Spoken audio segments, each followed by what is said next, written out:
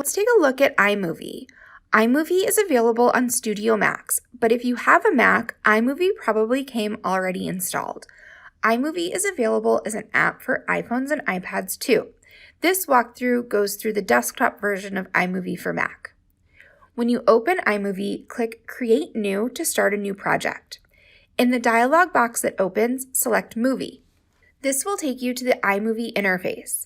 The media player is in the top right portion of the window.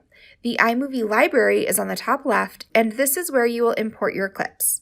The timeline is on the bottom of the window, and this is where you'll add your media clips to edit your video together. Start putting your project together by clicking your project name, then clicking Import Media in the Library section. Use the window that opens to import all of your media clips. It's always a good idea to keep all of your files in one location so you can add them easily. If you need to import more clips later, you can do this by going to the File menu and selecting Import Media. And don't worry about saving. iMovie saves your project automatically. Now that your assets are in your media library, you can add them to the timeline. Click and drag your assets to the timeline to place them on a track. iMovie lets you use up to 2 video tracks. To use the picture-in-picture or split screen effect, drag a second video clip on top of the first video clip. Open the Video Overlay Settings menu, the icon with the layered rectangles, and select Picture-in-Picture from the drop-down menu. The clip on the topmost track will appear as an inset video, and you can move it and resize it within the media player. There are a few ways to trim your clips in iMovie, but we're going to look at just 2.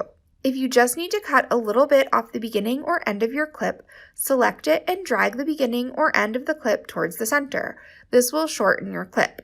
If you need to cut out part of the middle of a clip, drag your playhead, the gray vertical line with the arrow at the top, to where you want to make your cut.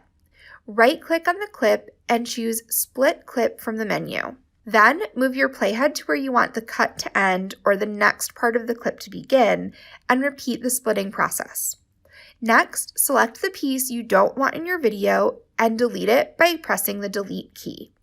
If you are deleting part of a clip that is on the upper track, this will leave a blank space on your timeline, and you can fill it by dragging the second part of the clip to meet the first.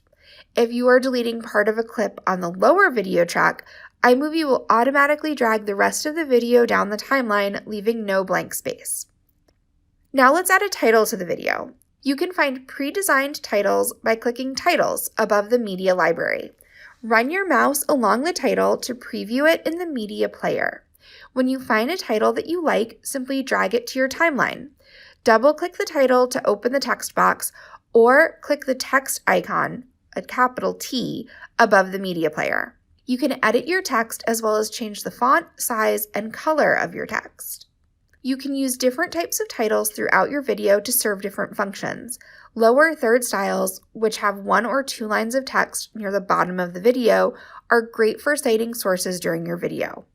Whatever types of titles you use, make sure that the title fits the tone and purpose of the video.